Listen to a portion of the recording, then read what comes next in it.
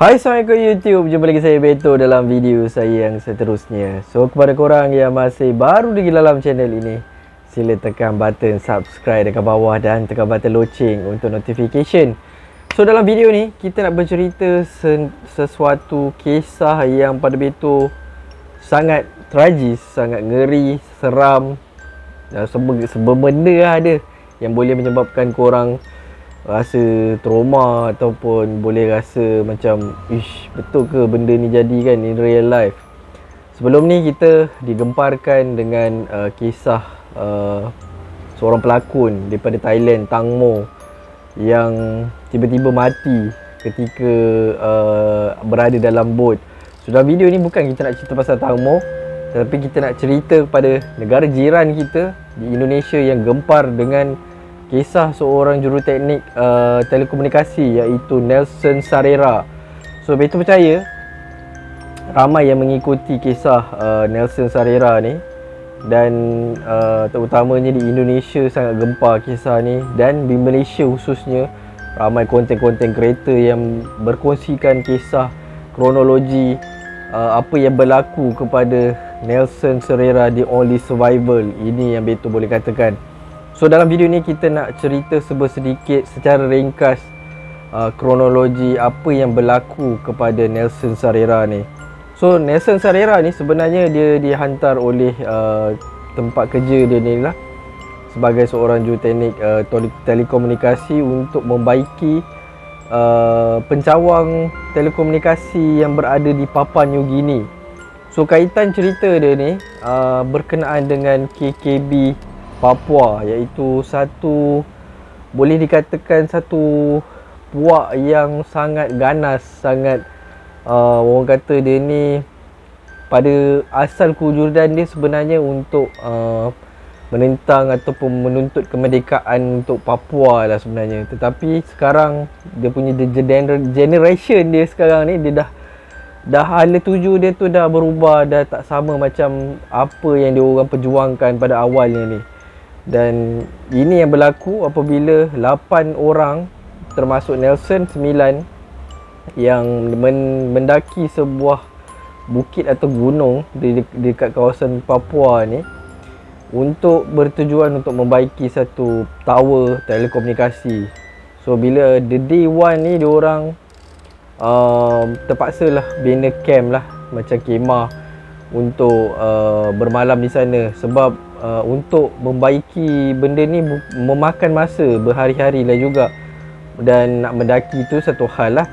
Dan di antara 8 orang kawan Nelson ni termasuk Nelson, salah seorangnya adalah tour guide, macam guide diorang ni lah. So 8 orang je technician, dan seorang ni adalah anak ketua daripada puak Papua New Guinea ni, dah dekat kawasan sekitar dia tu, dan diorang telah dibawa ke kawasan tu. Mungkin diorang tak familiar dengan kawasan tu ke apa ke kan. So the day one tu diorang pun dah bina camp, tidur agak-agak dalam pukul 3 pagi macam tu. Tiba-tiba dengan diorang dah tidur lena ni, tiba-tiba Nelson ni terdengar jeritan suara salah seorang daripada rakan dia ni telah meraung. Apabila dia terjaga ni, dia melihat salah seorang kawan dia yang di bahagian depan tu telah dilibas dengan parang, dan kepalanya dah tercabut guys. So bila dia rasa macam seorang demi seorang kawan dia ni dah diperlakukan sebegitu, dia pun rasa takut, dan dia terus keluar je daripada dia punya kemah tu dan lari terus. Tak berfikir macam-macam, dah tak fikir apa-apa dah. Kalau kita pun kalau dah tengok orang dah bunuh depan mata, takkan nak duduk kat situ lagi kan. Memang tak cukup tanah kita lari. So dia pun lari masuk ke kawasan yang ada semak samun. So puak KKB ni dia pun tak duduk diam juga. Dia orang kejar. Bila dia dapat kesan orang yang ada kat dalam tu cuba nak melarikan diri. Dan nasib Nelson Sarera ni sangat baik. Dia dapatlah bersembunyi di dalam kawasan semak tu, dan dia sorok lah dekat situ, daripada sebab orang-orang yang KKB ni still mencari dia dengan sulung menjerit. Dia kata kau keluar lebih kurang macam tu lah. Dan dia duduk diam-diam kat situ. So dalam masa dia tengah sorok tu, tiba-tiba dia katakan dia terdengar suara bisikan yang dia dengar dekat masa dia tengah sembunyi tu, mengatakan bahawa menyuruh dia supaya sorok dekat kaki bukit dan lari dekat atas tu, sembunyi dekat situ. Tetapi kawasan tu memang tak ada orang, dan dia pun agak sepelik lah juga mana datang suara yang tiba-tiba dia dengar dekat dia punya telinga kan. Tapi tanpa berfikir panjang, bila dah dalam ketakutan ni, dia pun tanpa berfikir panjang terus naik atas bukit tu dan sorok di atas bukit mengikut apa suara yang telah didengarinya tu. So bila dekat atas bukit tu, dia just duduk lah dekat atas tu sampai betul-betul dah waktu pagi, lebih kurang dalam pukul 7 macam tu. Dan dia ni macam perhatikan je, memang tak tidur lah guys. Kalau kita pun dah rasa takut macam tu, ada mood lagi ke nak tidur kan. Takut tiba-tiba je puak PKB ni datang dan libas satu kali, tak apa, tak boleh cakap apa lah. So puak PKB ni dia bukannya dia bersenjata bukan setakat parang je, dia memang ada senjata api dan sebagainya lah. Dan dikatakan tujuan sebenarnya ni, puak PKB ni dia dapat tahu bahawa anak ketua kampung dekat area Papua ni ada kat situ. So tujuan dia orang datang ni sebenarnya nak bunuh anak ketua kampung tu. Tapi sebabkan dia tengok ada ramai, semua dia libas sekali. So Nelson Sarera ni antara orang yang bernasib baik lah. So bila waktu pagi dah menjelang, dia pun decide untuk turun sebab dia rasa macam dah clear, dah tak ada orang. So dia turun, dia pergi balik dekat camp dia tu. Dia rasa macam nak rasa sedih, rasa takut semua ada lah. Sebab dia tengok 8 orang yang ada dekat dalam camp tu semua dah bergelimpangan, dah jadi mayat guys. So dia tanpa berfikir panjang, dia just ambil apa yang dia nak ambil. Dia ambil baju, dia ambil sleeping bag, dan dia mencari-cari telefon bimbit untuk nak minta pertolongan, nak dapatkan pertolongan. So waktu tu memang dah tak ada lagi lah, cari laptop pun dah tak ada. Dan dipercayai puak KKB ni dah ambil dah sebat dah barang-barang tu semua.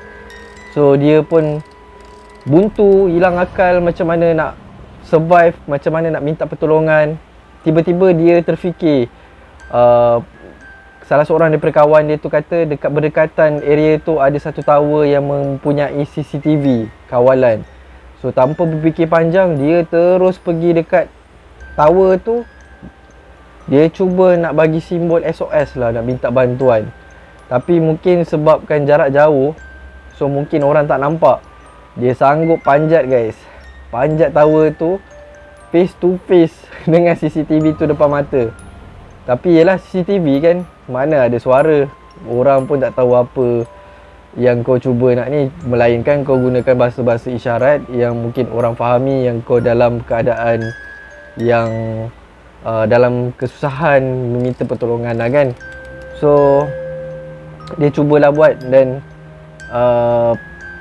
apabila dia dah buat benda tu semua, dia decide dia tak nak tidur dekat area camp tu. Dia takut waktu malam nanti puak KKB tu akan datang balik. So dia berjauhan lah dengan camp tu. Dan hari kedua dia datang lagi dekat CCTV tu dengan keadaan yang lebih agak tenang. Bila dah dapat rest yang cukup mungkin, minta lagi pertolongan. Dan pihak penyelamat ni dia dah dapat footage si Nelson Sarera ni daripada hari yang pertama. Tetapi disebabkan keadaan cuaca yang agak teruk, agak buruk, mereka tidak dapat menghantar bantuan kepada Nelson Sarera.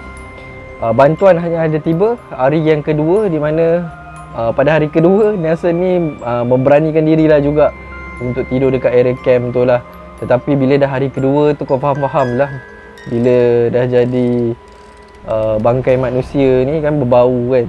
So aku tak tahu macam mana nak rasa lah pengalaman yang dihadapi oleh Nelson Sarera ni. Memang sangat dahsyat guys, dahsyat. Dan apabila bantuan dah datang, melalui helikopter. Dia terus menerpa masuk ke dalam helikopter tu, dan helikopter tu terus membawa dia pergi ke tempat yang lebih selamat. Bila masa dekat dalam helikopter ni kan, dia menangis. Yalah, dia mungkin rasa sedih dengan kematian kawan-kawan dia yang ada kat situ, dan mungkin dia juga rasa gembira yang mana dia boleh survive daripada serangan KKB ni. Dan aku pun bila dengar cerita ni pun aku rasa macam rasa sedih. Semua bercampur baur lah perasaan tu. Dan banyak kawan-kawan dia ni dapat dibawa hari demi hari, sebab tak boleh nak ambil sekaligus kan.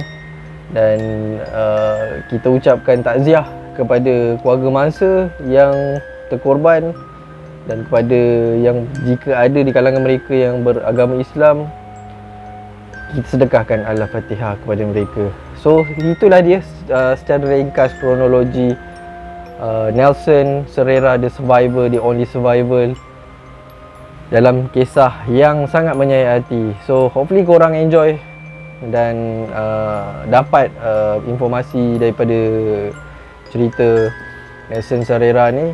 Semoga perkara ni tak berlaku lah kepada orang lain kan. So setakat tu je video kali ni.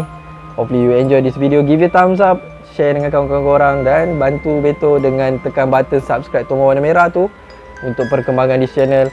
Klik button loceng, klik all untuk mendapat sebarang notifikasi daripada Beto Syukri Channel. Dan berjumpa lagi di konten-konten video akan datang. Assalamualaikum. See you guys on the next video. Bye guys.